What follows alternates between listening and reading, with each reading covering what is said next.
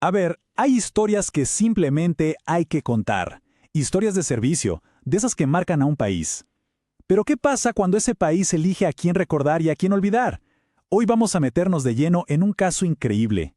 La historia de dos misiones, dos grupos de mujeres valientes separadas por el tiempo y la distancia, pero que hoy están unidas por una pregunta de justicia que, créanme, sigue en el aire. Bueno, para entender todo esto, viajemos primero al año 2010. La escena es Haití. Acaba de ocurrir un terremoto devastador, una catástrofe de proporciones enormes. El mundo entero se moviliza para ayudar y, por supuesto, Argentina está presente.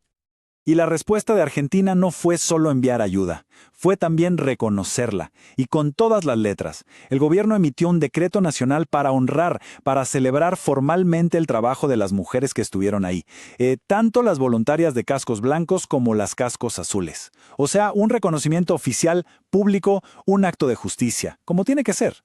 Escuchen las palabras exactas del decreto, porque son importantes. Dice que se las honra por sus extraordinarias acciones, demostrando coraje, patriotismo y solidaridad. Palabras fuertes, ¿no? Coraje, patriotismo. Esto fija una vara, digamos, este es el estándar de cómo un Estado reconoce a su gente. Pero, claro, acá es donde la historia se complica. Porque mientras esto pasaba, mientras se aplaudía este gesto tan justo, había otra historia de servicio, una que se dio en un escenario muchísimo pero muchísimo más peligroso, y que sin embargo estaba completamente olvidada.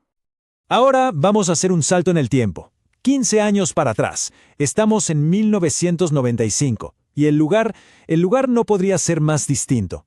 No hablamos de una catástrofe natural, hablamos de la ex Yugoslavia, en plena guerra. Allí, en Croacia, otro grupo de 6 enfermeras militares argentinas, también cascos azules, estaba en misión de paz. Y el objetivo, en el fondo, era el mismo, dar ayuda humanitaria. Pero la diferencia es todo. Ellas no llegaron después de la tragedia, llegaron para meterse de lleno en medio de una guerra que volvía a estallar.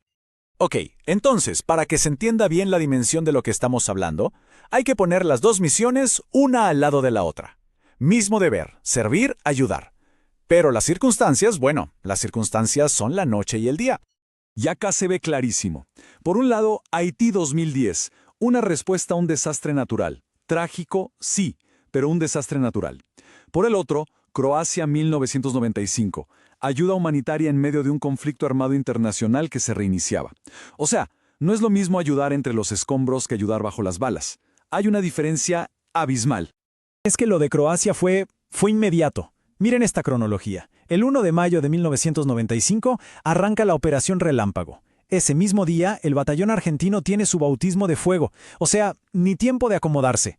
Entre el 1 y el 3 de mayo a los equipos médicos, donde estaban estas enfermeras, los mandan al frente de batalla. ¿Para qué? Para atender civiles heridos bajo fuego.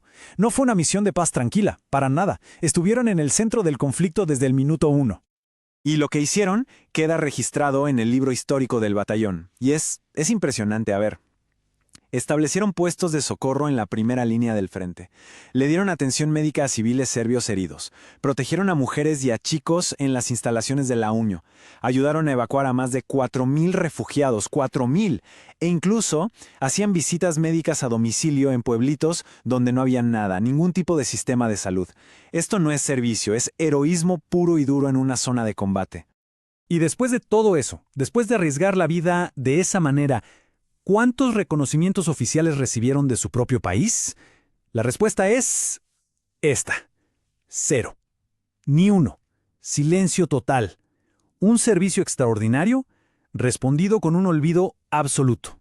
Pero, a ver, ¿esto fue solo un olvido? ¿Una simple distracción? Bueno, el informe que estamos analizando va mucho más allá y plantea algo mucho más grave, que esto no fue un olvido, sino que podría ser un caso de discriminación por parte del Estado. El concepto clave acá es algo que se llama discriminación de jure. Suena complicado, pero es simple. Es la discriminación que viene de la propia ley.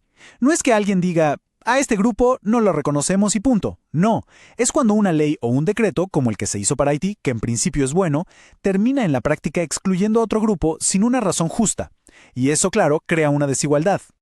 Para entenderlo mejor, hay dos tipos. La directa es obvia. La ley te excluye a propósito. Pero la indirecta, que es la que se sugiere acá, es más sutil.